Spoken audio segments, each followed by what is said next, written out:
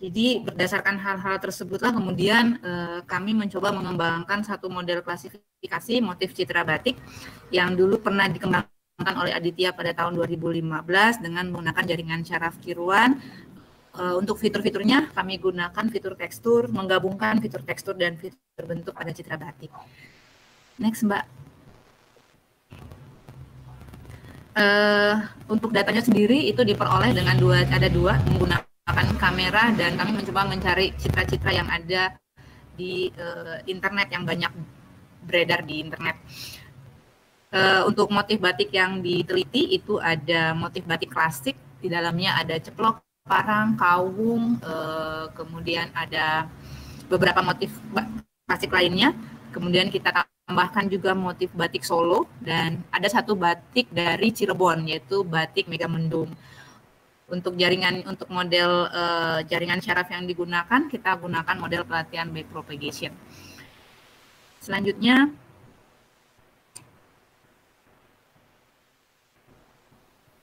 untuk penelitian ini sebenarnya bukan penelitian yang baru. Jadi artinya sebelum-sebelumnya itu sudah ada penelitian pendahulu yang diteliti oleh peneliti-peneliti sebelumnya. Penelitian itu mulai dari bagaimana mengakuisisi citranya, kemudian bagaimana praprosesnya, kemudian juga metode yang mereka gunakan, metode klasifikasi dan metode ekstraksi yang mereka gunakan. Dalam hal ini untuk akuisisi citra batik itu ada yang melakukan scanner, ada yang melakukan scan citra dari buku, ada yang menggunakan kamera dengan cara memfoto langsung motif-motif citra batiknya, tetapi ada juga yang seperti tadi mengunduh acak dari internet. Nah, untuk dari segi proses citra batiknya sendiri itu juga bermacam-macam yang dilakukan. Jadi banyak sekali sebenarnya peluang-peluang riset untuk membandingkan bagaimana sih proses yang dilakukan pada citra batik. Aturannya menjadi ada yang kemudian dengan melakukan citra, ada yang melakukan transform citra ke grayscale, ada yang ukuran berbagai macam ukuran kali 100 nah itu untuk prosesnya. Juga itu bermacam-macam, jadi ada yang menggunakan 6 kelas, ada 7 kelas. Kebetulan kita menggunakan 8 kelas. 6 kelas, 7 kelas ini artinya kelas motif batik yang kita akan capai. Jadi akan kita kelompokkan itu berdasarkan 6 kelas citra, 6 kelas motif citra, 7 kelas motif citra. Nah, dalam penelitian ini kita menggunakan 8 kelas motif citra. Untuk ekstraksinya itu ada beberapa fitur yang digunakan, ada beberapa metode ekstraksi fitur yang digunakan, ada yang menggunakan fitur tekstur, ada yang menggunakan fitur warna, ada yang menggunakan fitur bentuk. Untuk klasifikasinya juga berbeda-beda, ada yang sudah menggunakan super vector mesin, ada yang menggunakan neural network, kemudian juga sama seperti yang kami gunakan, menggunakan neural network, tetapi nanti yang membedakan adalah di mode pelatihannya dan jumlah neuron pada layer yang digunakan. Selanjutnya, Mbak.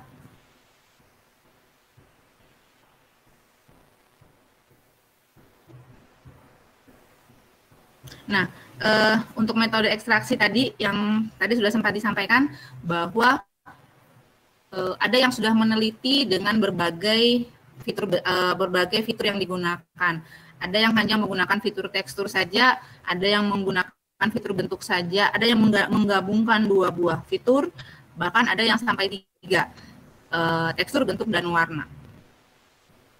Nanti fiturnya pun akan berbeda-beda. Jadi kalau fitur bentuk itu ada yang menggunakan shift, scale invariant feature transform, ada juga yang menggunakan hue moments, kemudian menggunakan fitur warna dengan vector quantization, kemudian untuk yang tekstur juga itu banyak, ada yang menggunakan localbar, ada yang edge number, ya, kemudian juga ada yang sama seperti kita gunakan, yaitu menggunakan gray level for ukuran matrix.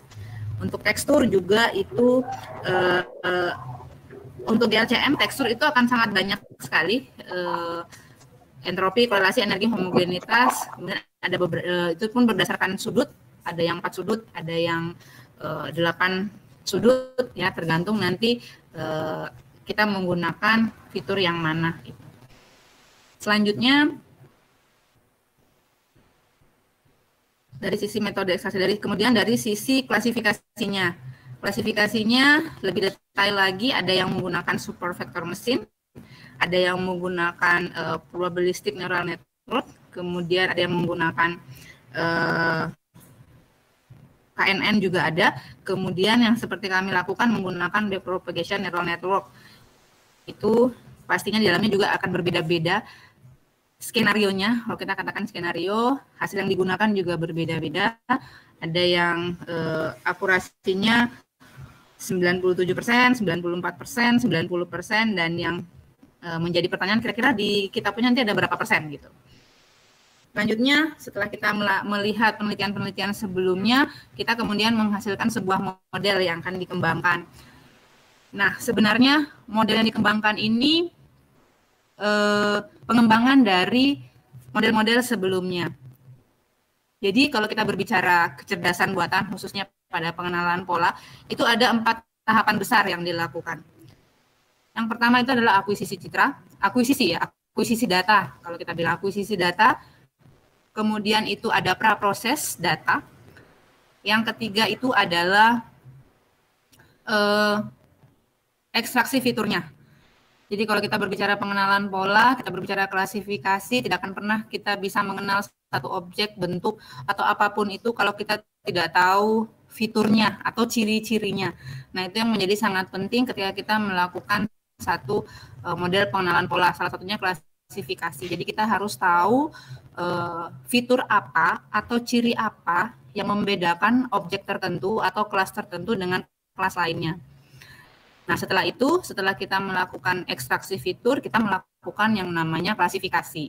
Jadi 4 tahapan itu sebenarnya yang ada di dalam model pengenalan pola atau model kecerdasan buatan, khususnya pengenalan pola yang dikembangkan.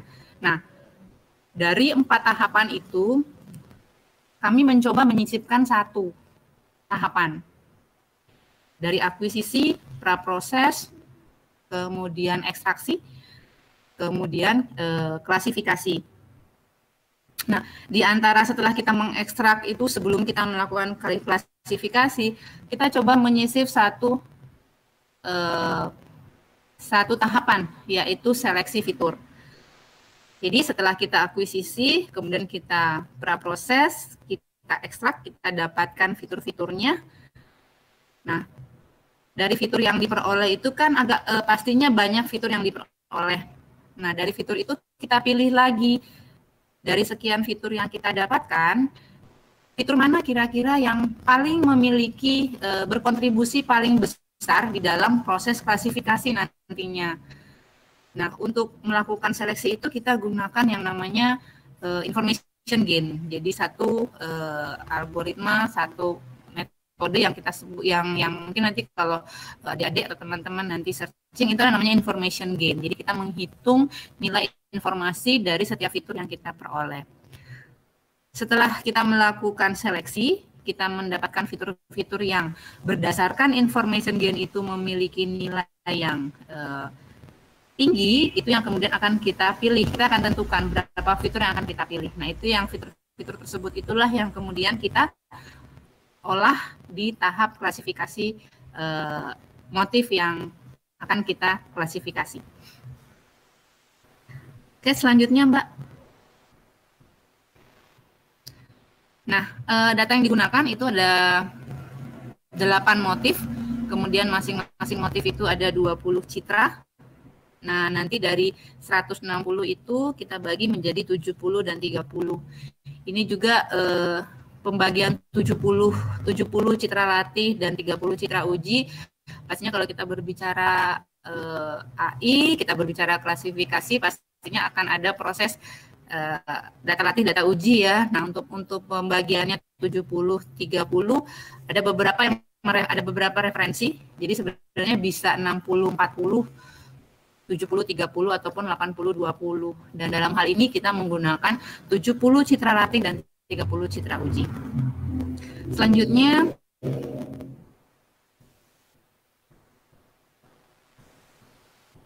untuk tahapan metodenya tadi ada akuisisi. Nah, untuk akuisisi ini sekaligus dengan praprosesnya kita lakukan akuisisi citra. Karena untuk tekstur kita butuh citra grayscale, jadi citra RGB-nya kita grayscale-kan terlebih dahulu. Kemudian kita resize ke 256 kali 256 pixel. Selanjutnya untuk tahapan setelah akuisisi kita lakukan proses ekstraksi. Ekstraksinya ada dua. Yang pertama ini untuk yang fitur grayscale-nya, untuk tekstur dan bentuk. Jadi kalau untuk yang tekstur nanti kita lakukan menggunakan gray level ke ukuran matriks, di mana nanti kita akan menghitung nilai-nilai GLCM-nya. Jadi ada homogenitas, ada entropi, ada kontras, dan satu lagi ada 4. Jadi semuanya itu berbicara tekstur. Tekstur dalam hal ini adalah kita melihat besar kecilnya motif, tebal tipisnya garis yang ada pada motif, kemudian keseragaman dari motif-motif yang ada pada batik, kemudian besar kecilnya juga motifnya, nah itu teksturnya. Kemudian fitur yang kedua, fitur bentuk, kita melihat bentuknya, ukuran bentuknya itu berapa ukurannya, berapa ukuran dari bentuk yang ada pada motif batik. Selanjutnya diproses.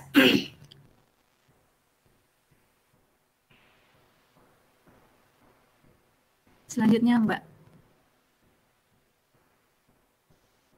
Nah, inilah untuk ekstraksinya kita menemukan ada 20 fitur, ada kontras dengan 4 sudut.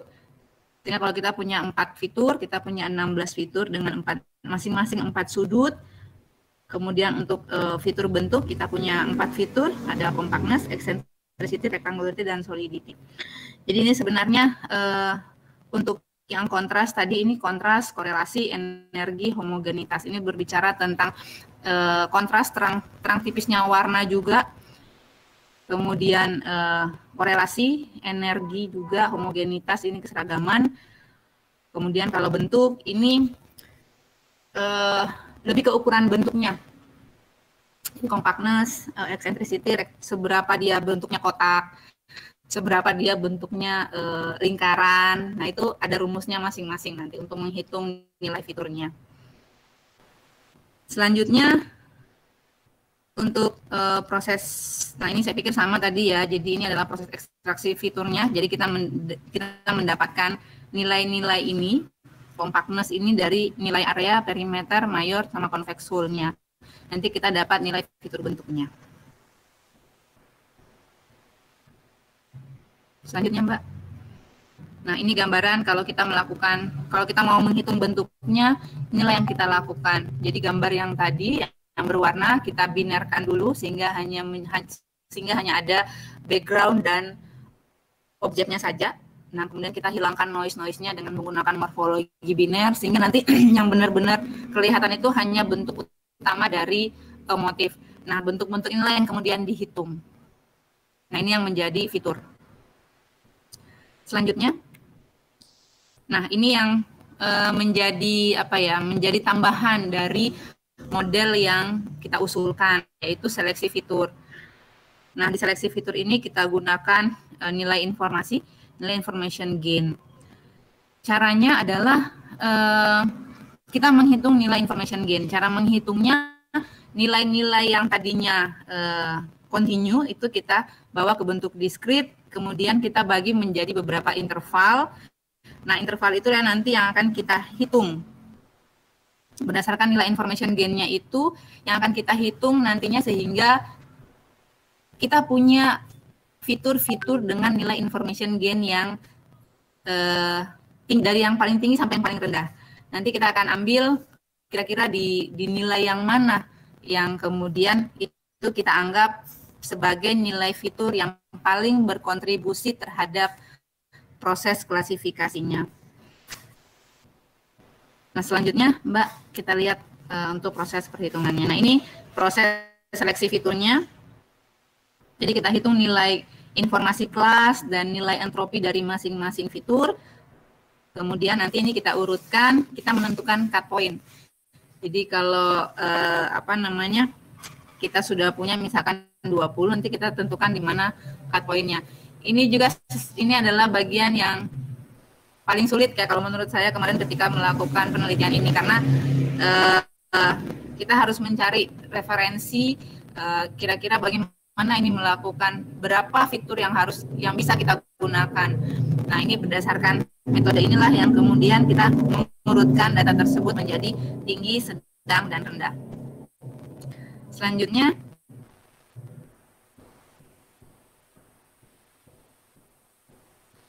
nah ini bagian dari proses perhitungannya. Ini kita bisa lihat pada rumus information gain.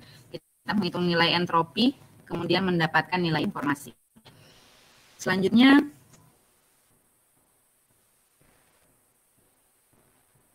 ini saya pikir ini masih ya kita menentukan nilai information gain, kemudian nanti di sini kita dapatkan nilai gain maksimal, gain minimal, baru kemudian kita menentukan ambang batas dari fitur yang akan kita pilih nanti untuk masuk ke proses klasifikasi.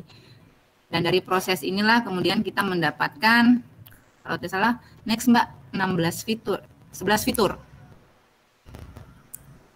Ya, dari 20 kemudian diurutkan, kita sudah punya hasil seleksinya. Hasil seleksi ini kemudian diurutkan dari yang paling besar sampai yang paling kecil. Dan ini yang kita dapatkan, yang pertama itu kontras dengan nilai information gain 6,68 sampai yang paling kecil di 2,35. Kita gunakan tadi yang kita sebut dengan nilai cut point tadi. Kemudian kita dapatkan di 11.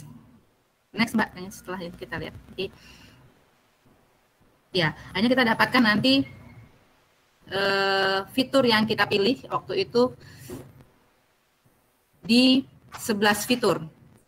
Jadi dengan nilai yang ada itu kemudian kita pilih di 11 fitur tertinggi, itu mengakomodir semua fitur tekstur dan fitur bentuknya.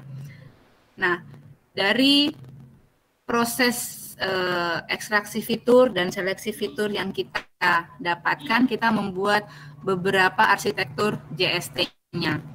Jadi kita untuk penelitian ini kita buat beberapa skenario pengujian, skenario untuk klasifikasi untuk melihat nanti kira-kira di arsitektur yang mana itu kemudian kita mendapatkan akurasi yang paling bagus.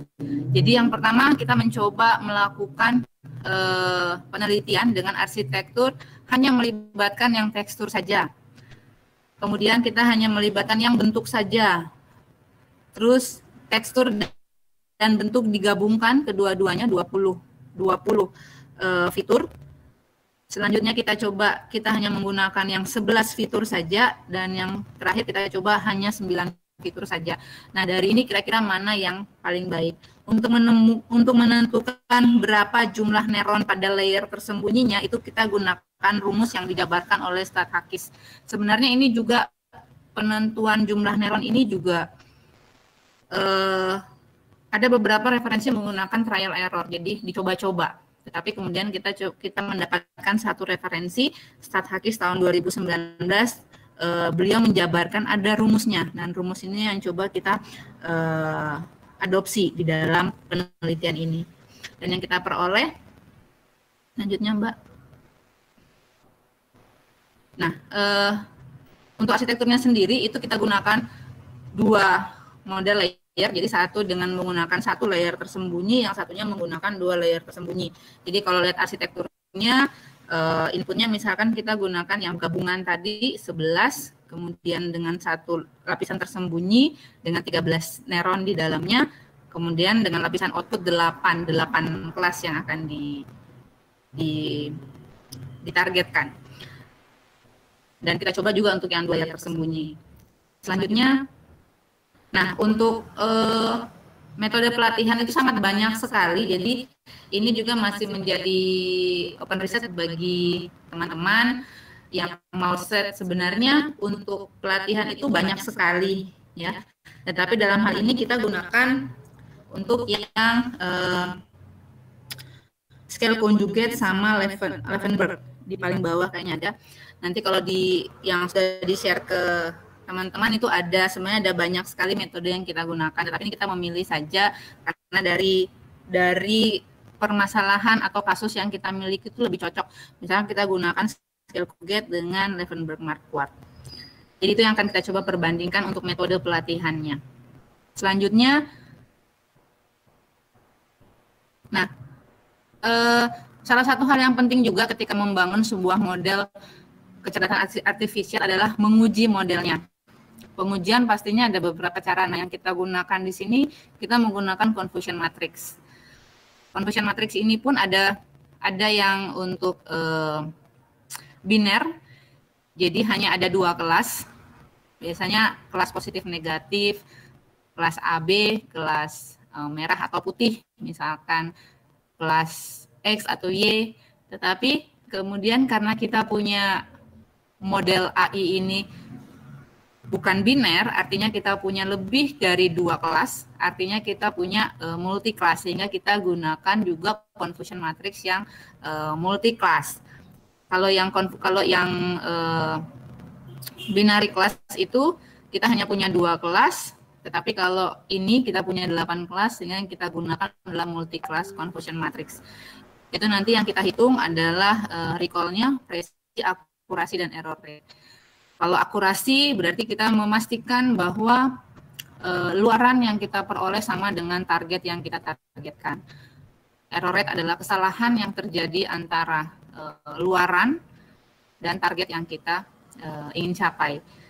Sementara kalau recall sendiri adalah seberapa akurat ya output yang kita peroleh berdasar jadi kita melihat outputnya seberapa akurat berdasarkan output yang dihasilkan. Kalau presisi kita melihat seberapa akurat luaran kita berdasarkan target yang kita akan hasilkan. Nah, itu nanti yang akan diuji. Nanti juga kita akan lihat hubungan antara keempat pengujian ini. Selanjutnya, nah ini multi-class confusion matrix pada model yang kita kembangkan. Jadi sebenarnya kita punya 8 kelas. Nah, kemudian kelas itu adalah nama batiknya sebenarnya. Ceplok, Kawung, Megamendung, Parang, Sido Asih. Kemudian ini semua ya. Ini adalah kelas-kelas batik yang akan diujikan. Jadi seberapa mirip, jadi seberapa benar. Jadi kalau yang target kita misalkan ceplok, outputnya juga ceplok, maka dia nilainya adalah nilai akurasi. Selanjutnya,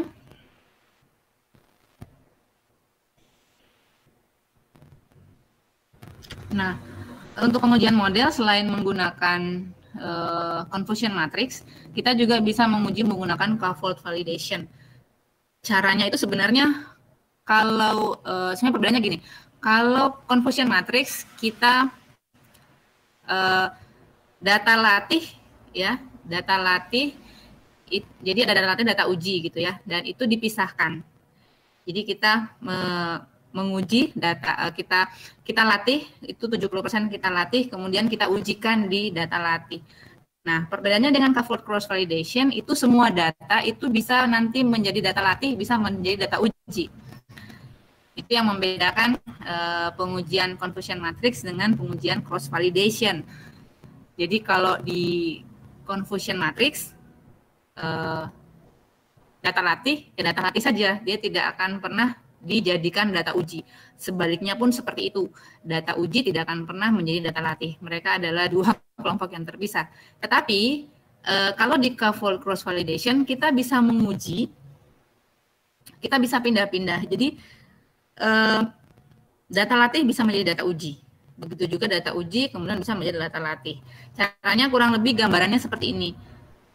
Kalau kita punya 20 data misalkan, 20 data, kemudian kita punya K-fold kita sama dengan 5, maka kita bisa melakukan pengujian sebanyak 5 kali dengan memindah-mindah posisi dari data uji.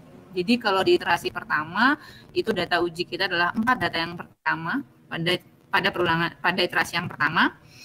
Nah, di perulangan yang kedua, data ujinya bisa pindah di data yang ke-5 sampai ke-8.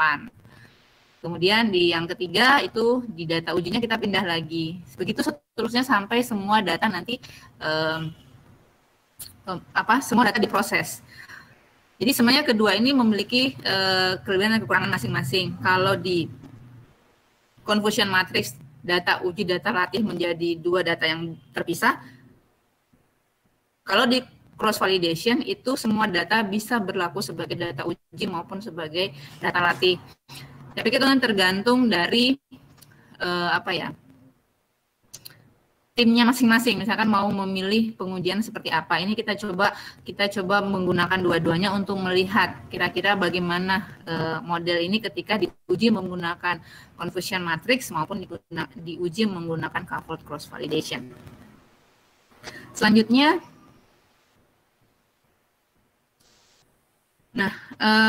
ya ini adalah skenario pelatihannya. Jadi ada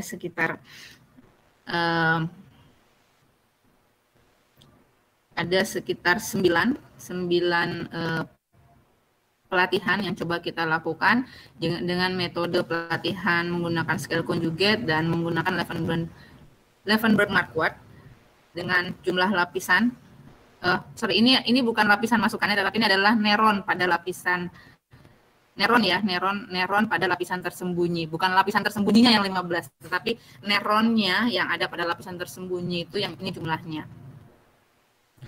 Jadi bukan lapisan masukannya yang 16, tetapi neron pada lapisan masukannya itu sejumlah 16. Selanjutnya, nah ini hasilnya kurang lebih seperti ini. Jadi kita menghitung presisi, recall, kemudian akurasi, rata-rata presisi, rata-rata recall, dan error rate-nya. Ini kita gunakan multi-class tadi, multi-class confusion matrix. Selanjutnya, ini udah hasil yang diperoleh. Jadi ini perbandingan dari akurasi pelatihan. Setelah akurasinya cukup baik, itu kemudian kita lakukan pada pengujian dan hasilnya kurang lebih seperti ini. Jadi rata-rata hampir di atas 85% ya sampai 95%. Kurang lebih seperti itulah hasil pelatihan dan pengujian pada penelitian yang kami lakukan. Selanjutnya, ya ini adalah gambaran dari kelas-kelas yang terklasifikasi. Artinya dengan menggunakan metode pelatihan ini, yang tepat itu kalau menggunakan scale conjugate itu semuanya tepat ya. Ini yang tepat diklasifikasi, berarti ada memang beberapa yang error, tidak terklasifikasi dengan baik. Selanjutnya, ya ini adalah hasil kalau kita menggunakan arsitektur JST dengan satu lapisan dengan dua lapisan. Untuk penelitian ini kita gunakan satu, itu masih lebih baik daripada yang kedua. Selanjutnya,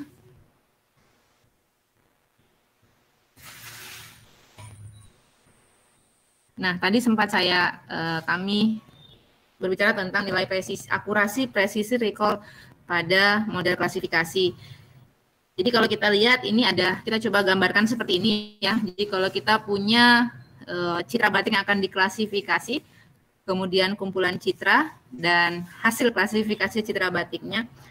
Kalau kita punya presisi bagus, recall bagus, akurasi bagus, maka artinya semua data dapat terklasifikasi dengan baik. Artinya citra yang diklasifikasi, yang akan diklasifikasi dengan hasil yang akan diperoleh itu berarti tepat, akurat ya, akuratnya cukup tinggi.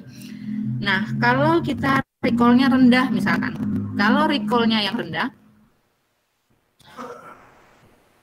kalau misalkan kita punya recall yang rendah, berarti hanya sebagian saja dari citra yang akan diklasifikasi itu terklasifikasi dengan benar. Sehingga ada banyak citra yang akan diklasifikasi itu sebenarnya tidak terklasifikasi dengan baik. Jadi hanya sebagian kecil saja. Nah, kalau misalkan nilai presisinya dan recall-nya yang kurang, akan ada overlap ya, akan ada. Jadi sebagian besar tidak terklasifikasi dengan baik, baik itu kumpulan citranya, jadi yang salah, tapi ada juga bagian citra yang diklasifikasi itu tidak terklasifikasi dengan baik. Jadi hanya sebagian kecil saja yang terklasifikasi dengan baik. Nah, kalau presisinya yang kurang, recall-nya bagus, akurasi bagus. Nah, ini artinya apa? Citra yang kita klasifikasi itu terklasifikasi semuanya terklasifikasi, tetapi ada bagian citra yang seharusnya tidak terklasifikasi. Jadi kayak salah kelas. Jadi semuanya terklasifikasi, tetapi ada bagian yang harusnya tidak masuk, itu masuk. Nah, sesuai dengan gambar yang ditampilkan ini, bahwa ada sekumpulan citra dalam kumpulan batik yang harusnya tidak masuk di hasil klasifikasi, itu masuk di dalam kelas tersebut. Tetapi kalau yang terakhir, kemungkinan terakhir yang terjadi adalah presisi kurang, recall kurang, akurasi kurang. Berarti tidak ada yang terklasifikasi sama sekali. Ya, jadi hasil klasifikasi kita itu masuknya di kumpulan citra yang bukan menjadi target klasifikasi. Oke, selanjutnya. Oke, ini mungkin ya, ini hasil ya, hasilnya di next aja Mbak. Ini hasil, ini juga hasil. Mungkin di next aja Mbak, ini semua sudah hasil.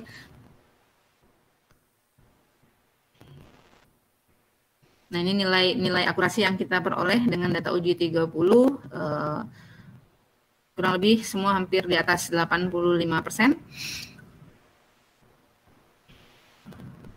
Selanjutnya. Ya, mungkin terakhir, jadi artinya kalau kita coba simpulkan, memang ada sedikit peningkatan akurasi ketika dilakukan penambahan seleksi fitur dan juga dengan penggabungan fitur. Sebenarnya kalau hasil di sini semua tergantung dari proses yang dilakukan.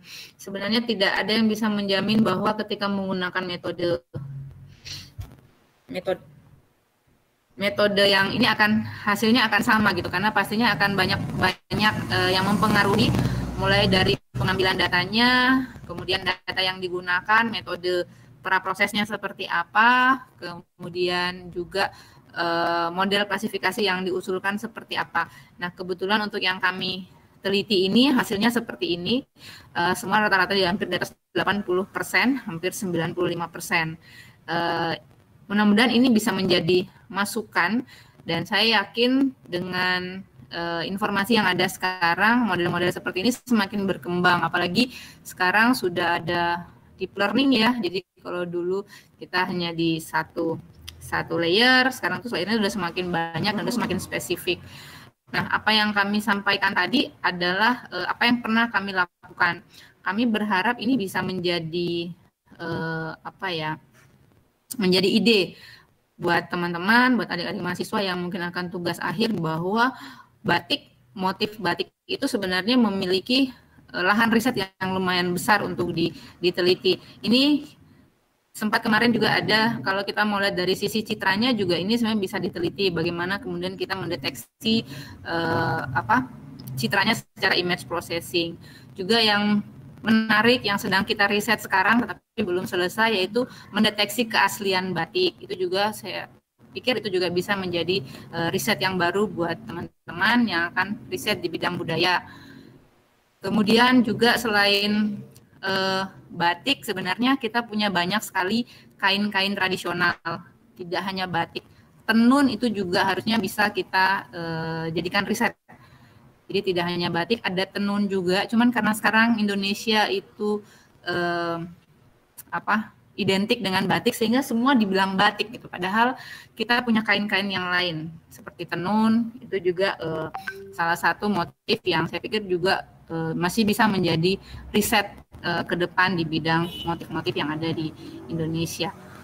Jadi mungkin itu hal-hal yang bisa kita sharingkan. Jadi dari sisi motifnya banyak, dari sisi metode juga sangat banyak yang bisa dikembangkan, dari sisi pengujian juga banyak, sisi metode pelatihan juga banyak, dan saya yakin nanti riset ke depan akan lebih berkembang dengan model-model AI yang ada sekarang. Itu udah luar biasa perkembangannya. Ini riset 2 tahun lalu.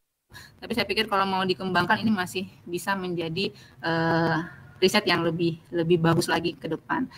Saya mungkin seperti itu yang bisa kami sampaikan. Mudah-mudahan bisa menjadi ide, ya, bisa menjadi masukan buat teman-teman yang akan masuk ke tahap tugas akhir. Mungkin seperti itu yang bisa kami sampaikan. Sekali lagi kami mohon maaf sekiranya ada yang tidak ada kata-kata yang tidak berkenan atau ada yang salah mungkin ya. Ini adalah bagian dari pembelajaran kami, jadi pastinya kami menerima masukan juga, atau ternyata ada yang pernah membaca ternyata beda apa yang dibaca dengan apa yang kami pahami, kami juga mohon sharingnya. Sekali lagi terima kasih, saya kembalikan kepada moderator.